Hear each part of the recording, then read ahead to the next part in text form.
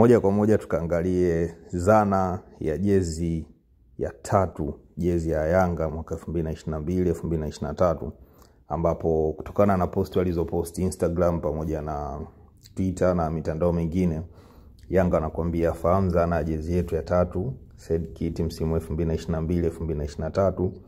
Hadithi yetu ya jezi ya 3 inawahusisha wachezaji wetu wa zamani, legends, kwa kufanya makubwa katika sehemu ya historia ya klabu yetu, na jezi hii imebuniwa na kuandika majina yao kwa mfumo wa sahihi.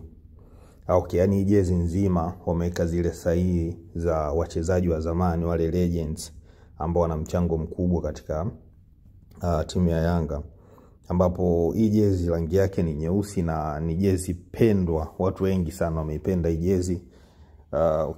Ambapo hapa kuna maoni ambayo yanatolewa. Kwa mfano BM anakuambia hii timu ya GSM bana, badala mngeweka hata Mayele mnaweka Azizi Ki, kweli uto.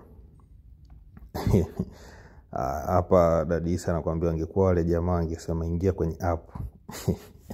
Naona anawaponda Simba kwamba kwao kila kitu chao wanamalizana kwenye app.